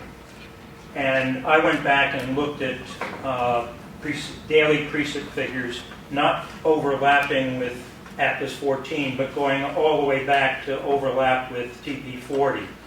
And the figure I was allowed to use for our modeling on the Pennypack was 8 3/4 inches for the 1% storm. And now that should be about 10 1/4. And that's a 17% increase in the design storm. So we're always behind the 8 ball. And I'd like to know when we'll be allowed to catch up. You're always allowed to catch up. I mean, one thing, I have great, phenomenal clients where I can incorporate climate change into our projects, so we're planning for it. But you have to have a client that's willing to do it. But actually, Army Corps is a phenomenal client. So there was a picture of Jamaica Bay. I'm working on 2 huge wetland restoration projects right on next to Howard Beach community. Just major, significant flood prone, a lot of flooding or a lot of filling in the area. So in total, it's about 300 acres of wetland restoration, and we're planning for 2070. So which means we're looking at marsh migration, and we can alter our flood models to incorporate anticipated changes, knowing that the 1% flood now is not going to be the 1% flood then. So you can always do it, but If you're allowed to. if you're allowed to. Well, the state regulations regulators will allow you to do it, but most developers don't want to do it. It's interesting, a couple of months back, we had a speaker from HDR who said that his firm is now requesting that all clients allow them to consider climate change, and if they don't, they ask for a release, which I thought was a very interesting. Who was that again? perspective. I think it was the speaker was from HDR. The name is eluding me right now, but was saying that we're asking for a release because if we recommend something without considering climate change, which is something we don't recommend, Bravo. you're in charge. So that was an interesting. Just to your other point, Phil, do you want to talk about where we got the relatives, where we're going to get the relative sea level rise information for the modeling? Phil, if you're speaking. Hey, Yeah, go ahead.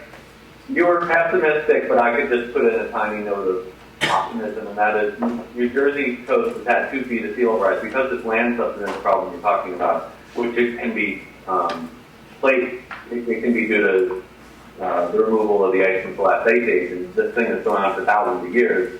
It's also compaction of sediment on the Jersey Shore. But the Jersey Shore has had about 2 feet of sea level rise since 1800, and the coastal economy has done really well. So to a certain point, we've already been learning to deal with these problems before global sea level rise has gotten so bad, right? And so, maybe it's the note of optimism is that places that have been dealing with this land subsidence are, they've already been coping in some ways. Some places. I think I'm probably being too optimistic there. But anyway, and then the other thing I'd say is that the sea level rise trend, if you want to look at the 90th percentile, that's fine, but the sea level rise trend is below the 50th percentile for the past 2 decades. So the fear I have there is that, and I think I've read that this is one of the fears of sea level rise scientists, I'm more of a coastal flood scientist, is that you're having this lower trend below the 50th percentile sea level rise, but it might jump up when there's a ice sheet collapse or something. You might have some nonlinear increases. But that's more than looking ahead to the latter half of the century where they think that can happen. So in the near future, and right now, we're actually having lower than intermediate projection sea level rise. So there's a little bit of optimism in good news. I would just like to bring up the Thwaites Glacier in Antarctica that's the size of Florida. That one glacier, just one glacier, will raise sea level by 2 feet. And it's moving off land. It's a land-based glacier. It's moving off land at the speed of about 1.2 miles per year, which in glacier terms is like warp speed. And so that's already in, we can bake that into sea level rise because we're committed to that one. And that's only one glacier. I was just interested in looking at some of the up watershed restoration projects that you're talking about how we can alleviate flood or water before it becomes flood water in Eastwick, expanding beyond the sites that you were looking at, especially thinking about some of the development and restoration work that they're doing along Hobbs Creek Greenway, things like this. Are there specific areas that you noted in your studies for incorporating more like marshlands or just tree infrastructure, green infrastructure higher up in the watershed in order to alleviate this flooding?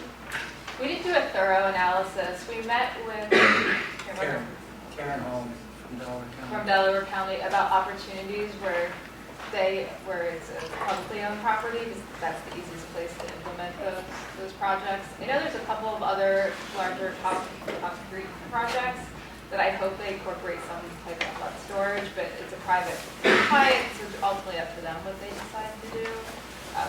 But it's difficult. It's an urban watershed, and so the opportunities for watershed management become. I can say that part of the study that Phil described involves modeling to get the base flow elevation modeling the Darby Copse watershed and doing some basic green infrastructure scenarios for the Darby Copse watershed to see to what extent during wet weather you can reduce that sort of peak flood coming down that would become a boundary condition. We did a quick analysis, and I can't remember what the volume of water was. We'd have to. Yeah, it was 5 acre feet of water. No, it was more than that, that's a lot. I'm sorry, there were several sites where we had to incorporate at least 5 acre feet of water. And this is, I'll take it one step further, this isn't just an urban watershed, this is a hyper-urban watershed. And I forget what the percentage of impervious cover is, but it's up in the 85+ range. So you'd actually have to condemn properties in order to capture close by floodplain pieces of land big enough to incorporate that kind of level of floodplain storage. So just curious, the 5 acre feet would reduce flooding in Eastwick? No, it was a lot more than that. No, I'm sorry, this is just one site that we were put a looking at dent the in it. I will look through, we did it back on the envelope of what the water surface elevation would need to be to prevent that overbanking, and then sort of work backwards to figure out the volume of water. So I will find our numbers, but it was a massive amount, the one that you were just. Let me give you one number that we came up with in the Pennypack Creek watershed. Based on that 1% storm of 8.75 for the 100-year, or for the 1%. We modeled it and came up with that for the 40 square miles of the suburban portion of the watershed, we needed to handle 1 inch of runoff from that 40 square miles. We needed 3,000 acre feet. Okay? And I'm sorry, I love pretty little rain gardens, but they're just good for educational purposes and public awareness. They don't do a thing. I also did the arithmetic there. So for the Pennypack, we would have needed 260,000 rain gardens, assuming 500 cubic feet per rain garden. Yeah, and we're taking all the water, off of West Philadelphia, it's west of 56th Street. So, it's, we're not, You shouldn't do anything less than 10 feet for a stormwater project. And even then, the game is over. Okay, so we're into this, we're right in the crux of this very difficult discussion. It is a floodplain. It will be a floodplain. Yeah. So that's these issues that you brought up. So what do you do? And what storm do you plan for? Because managing the 1% isn't Oh, going to no. happen, but you manage for the 10%. Yeah. There was Yeah. another. That's a realistic goal, I think. I was just confirming that I work with the Darby College people, and they are down to, rain gardens, that's really the option they have. So, they have some projects, but there's not much they do upstream. there's a little bit of land in Mount Moriah, for example. It's not going to do we anything. have they're good for cemetery, education. They have to have a lot of rain. At least you have taken out the impervious area. What? At least you have taken out some impervious area. Good luck with that. Good luck. I have a question about. Hey, can I say something? Sure. Well, so, it's a major motivating factor for this kind of research, because where we're headed is Eastwick is going to be surrounded by levees, and there's going to be massive pumping systems, and or they'll be raising streets and things, but it's not, nobody has a solution right now. I really like Christiana's point that this is a floodplain, and finding solutions is definitely, stopping climate change is the first thing we should be doing, but finding better solutions other than pumps and levees is definitely a motivating factor. And so it seems like it's great to see a lot of good thinking going into it. Maybe there'll be some more creative ideas from people in this audience.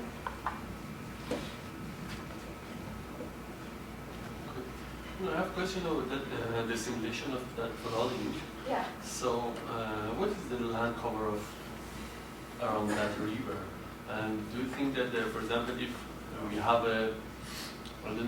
dense, trees or something like dense plant or something like this one, it would, help us about that simulation? Did you do any We didn't simulation change about that? the land cover, and ultimately we would change the Manning's values. So we didn't go through that exercise. My gut feeling is it wouldn't be quite enough because it's such a large watershed and there's so much water coming down that it would be difficult to manage. What is the total land area of the combined watershed?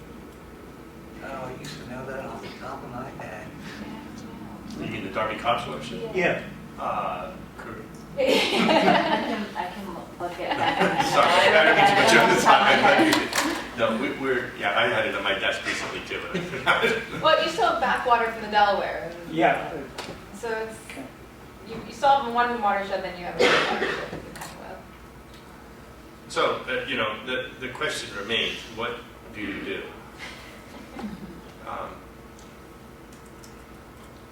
So I wanted to bring you into this because you're the only person here who kind of came out with you do not leave, right? Well, again, my background is in sustainability, so I get it, but I just feel like we owe it to Eastwick to figure this out. And, we kind of came to the realization after talking to all these people again, the Army Corps, the Water Department, the Parks Department, the Hines, no one has the money to do what needs to be done. So how do we leverage private development? How, that's where we landed. And It is likely that you will see retreat in the planet streets. That is not out of the realm of possibility. Every storm that they have, the people get a little bit more concerned, a little bit more agitated, and where during Floyd they couldn't get it together because they had to have all the neighbors involved in retreat, they are now talking about release. Talking about what? They are talking about retreat, in especially Saturn Place, which is 150 feet from Cobbs Creek. Now, if a levee goes in there, that's one thing. But you hear it more and more that many of the community people will at least consider the option these days, but only in the planet streets right now. It's a process, and I think you start to show them the evidence, and they start to hear it. At the community meeting we went to last year, I heard a couple behind me talking. It was really fascinating that they said they didn't have flood insurance because they didn't have anyone to leave their house to. And I just overheard it, I didn't have the conversation, but I thought it was a fascinating view of what these community members are. And a lot of the people I know, we have not a huge elderly population, but slightly more than Philadelphia in general. They have started to pay off their houses, so they have no federal mortgage and not carrying flood insurance. The other thing I just wanted to point out is many of them are looking to the private market, which is another can of worms, because when you're in the private market, you're not looking at the mapping that FEMA does that comes through some of the flood smart stuff, and you're not looking at mitigation. It's solely a contract between you and a private insurance company. So there's that kind of issue going on with all the residents who are looking for cheaper prices. What do we do in that case?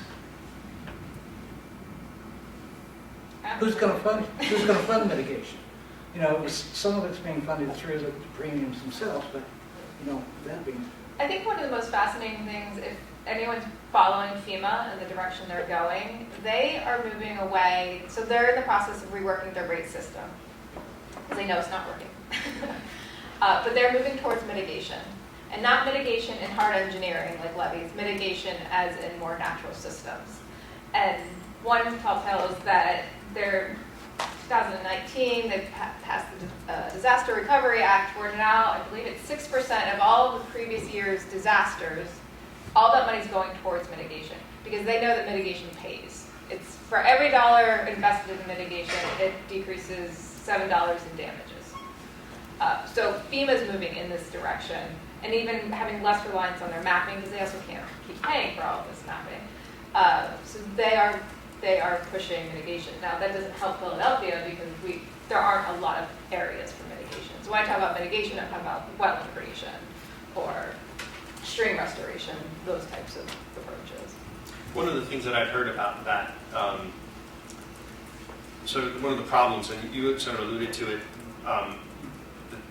when they do that, the wetland value is attributed only to the protection value. So the benefit cost so other benefits of the wetlands are not factored in, and so what's that? Yeah, exactly. It's very difficult to come up with that, but that has, in some instances, I believe, correct me if I'm wrong, but in some instances tipped away from the wetland to the mitigation solution, because these other non sort of flood damage benefits of the wetlands, there's no way of building those into the benefit cost? So there is a way, you have to reach a threshold. And one of the projects on Jamaica Bay that I was talking about, it was originally funded by FEMA, a $70 million grant to restore these wetlands. And in the end, we didn't make our benefit cost ratio.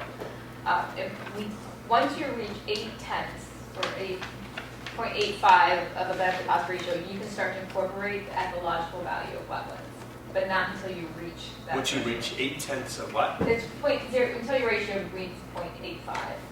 Of the cost of the project, the construction. Cost of the benefit. Cost of the benefit. So as soon as you reach that, then you can include the ecological factors, but until then you can't. So I'm hoping, so BRIC is the new program that FEMA's coming out. I'm hoping they adjust some of their cost benefit for that very reason. It seems like it should be the opposite, right? Because the bigger projects probably justify themselves in other ways. The Yeah. smaller projects is where. And you need a lot of little ones to potentially make a difference. So I'm hoping. But the other. Is that published someplace? I mean, They have is it in flyers. Yeah, you go guidance, any sort of guidance document from FEMA? about The cost spent, the the $1 to $7. Yeah. They have a flyer that has that information. I'm sure there's a study to back it up. We could look. I can get your card. But this other problematic question is the one that you did that you kind of said you wanted to say politically correct, but I think we should just say it outright. That's it. The neighborhood isn't worth saving from a numbers standpoint. Right, but I mean, that's one problem is the ecological value of the mitigation, but the other is how you attribute value to a community so to justify that it merits, protection. And if it's a neighborhood with properties with low real estate value, there's no justification for the investment, whether it's a wetland or anything else. And that is fundamentally. It's another form of redlining, period. Yes. Wetlining. Wetlining. And that's what you call wetland. We've already seen a lot of environmental justice with retreat. There's no doubt about it. And the Jersey coast is riddled with it. The communities that have the money are the rich communities. The communities that don't are going to be the ones that don't have an option. What are some of the ecological plans for the open space areas in Eastbrook? Are there yet? Nicholas is thinking about it, but One of the points that hasn't been made is if you have an opportunity, there is the John Hines National Wildlife Refuge at Tinicum, which is 1,000 acres in the bottom half of Eastbrook. This is a remarkable ecological gem in the spring and fall migration routes. There can be as many as 10,000 birds on that refuge property at any given point in time. One of the plans that has not been talked about very much is trying to annex some of this land. The wealthy buyer that was alluded to, there is actually money out there to acquire these lands that could then be incorporated into the Hines National Wildlife Refuge. Unfortunately, the countervailing influence of those that would like to see all of this land developed has got it stopped. Well, actually, the problem is that it's not part of PRA, Philadelphia Redevelopment Authority's charter. They have no charter turning land over for ecological uses. They have to repurpose them. the language in the study is also very loose. So if any of those groups wanted to put an RFP proposal in, they could do so. We've offered 5 times and bulldozed every time. For exactly that reason, the Philadelphia Redevelopment Authority can't, by charter, actually consider it.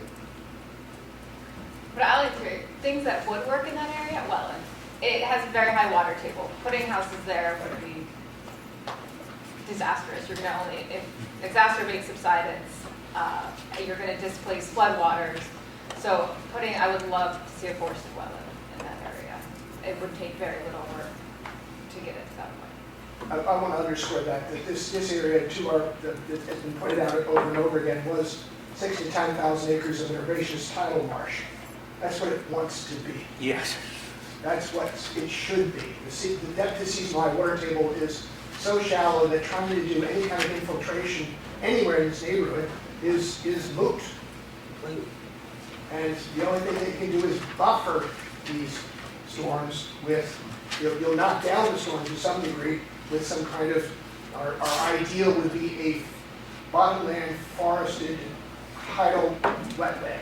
So what are the range of, I mean, this question that in your interviews with 300 some odd people, what are the range of perspectives on on that, on seeing wetlands, natural areas? I mean, your plan came out with a lot of open space, but Absolutely. yeah. I would, again, there's a spectrum, and I could point to different people as Ted Wendell who feels which way about which piece of property. There was this, I think, everyone is for, we did talk and show pictures of forested wetlands with the community about their value.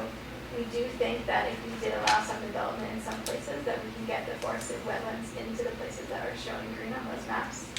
And I just want to, again, underscore that if someone wanted to bid on the land and prove that they could pay for all of that green infrastructure, I think the city would entertain that. But it's a range. You can't say that the community feels one way or the other. They don't want to flood anymore, and they also want to stay. So, this gets down to what's Eastwick, who's Eastwick. People who live south of 84th Street, who are the most impacted. We did a community survey in 2014, 83 to 85% of the people. This had a response rate of 93% because people went door to door with their neighbors, said, please turn it over to Hines. So you have 83% of the people who are most impacted who would like to see it conserved, something done to protect them from flooding. It's when we get into a larger conversation with more people, when who's Eastwick, is Eastwick these people who are not impacted by this in another area of Eastwick, maybe they don't want it. So it gets to be these really complicated sort of dynamics that are going on within a community itself. Right, which gets right into these questions that we were talking about. Yeah, I was just going to say, it seems to me that, I'm sure somebody's probably done this, but the economic development argument for expanding the Hines area. I mean, it's a fabulous area. It's completely underutilized. And if it were to be expanded, is there not a strong economic argument that could be made that it could become a tourist destination and so on that could mitigate against some of these other... So I'm with you on that, and I think that this is one of two anchor institutions, the other being the airport. There is actually, they've got 350, what's the visitation, 350,000 a year? Something like that, Ross, or is it higher? At Hines. Oh, no, it's $750,000. $750,000. So I mean, it's substantial with no place to eat, no place to do anything, no place to, service people. They just come and go, come and go, come and go. So I think there is a great potential for that. But somehow the city doesn't see that. Yeah, I mean, they saw through Bartram's Garden as an area where they're just starting to pull the neighborhood in and kind of engage that as an economic development opportunity. It's a little far away from Hines, but you can almost That's, imagine then at the end of the new Center City bicycle ring. Well, I would suggest I did ride my bike down through that area, and it's really, guys, get on your bikes and get down there. It's really a fabulous area. Just to give one last point for Hines, if we were able to take over the 128 acres, you would be able to access the refuge 2 blocks from the Eastwick train station. It would be the only inner-city national wildlife refuge in the lower 48 readily accessible by public transit. But we're not residents, Again, who gets to decide these things? Always a big, huge question. Not one that I had to wrestle with, but the one that Ashley had to wrestle with. Well, and I will say that we did show that connection on the post-development plan. We do think it's possible to do that. We're all, I'm a designer, and I can think about how these things could really benefit and be built in the proper way. Just one point about the Hines that is kind of my understanding and a direct conversation with them is that when we asked them, would you take the land, they said they would maintain the land, but they did not want to own the land. That's actually not true. I got That's the a quote. documentation that they will actually take possession of land, they will manage it, and they pay fees in lieu of taxes. So it's not going into a 501c3. They will pay the city revenue every year. I think if they made a strong They're not allowed to. We have to do it. Yeah, that's the proposition problem. in the city, I think everyone would get behind it, but we didn't That's see the not funding something for the refuge for that. So part of it is that they didn't, correct me, Ross, if I'm wrong, they don't have the money to buy it. They will take possession of it if it is offered, but they didn't have the resources at the time to buy it, which is why we were working with a third party. And the third party can come up with money to buy. What about for the improvements of the wetland infrastructure? At Davos, they were talking about planting 3 trillion trees. And there's also places like There's a lot of funding out Yeah. there for that type of restoration. natural resource damage money Yeah, there's a lot of money. to do some of that work. I just want to mention, we have about 6 minutes left, and we actually have a sharp stop at 6 today because there's another event in this room. But to anyone watching, we did try to get folks from the neighborhood to actually present today and give their perspective, and I just wanted to make that point. Unfortunately, it was not possible for logistical reasons. We couldn't, but an effort was made to include folks from the community today, but it just didn't work out. So if any of them watch the recorded, I just want to, They know that because we were trying to. but we can take probably maybe 1 or 2 more questions if there's our discussion points, if anyone wants to bring anything up. I want to put a plug in for a book called Rising. It's new dispatches from the New American Shore by a woman named Elizabeth Rush. It was a finalist for the Pulitzer Prize last year. It's an extraordinarily beautiful sort of writing on many of the issues that we're talking about. So it's just a gorgeous book. Excellent. Okay, so with that, thank you for joining us. And we will see you next month for, wherever it is, stormwater management.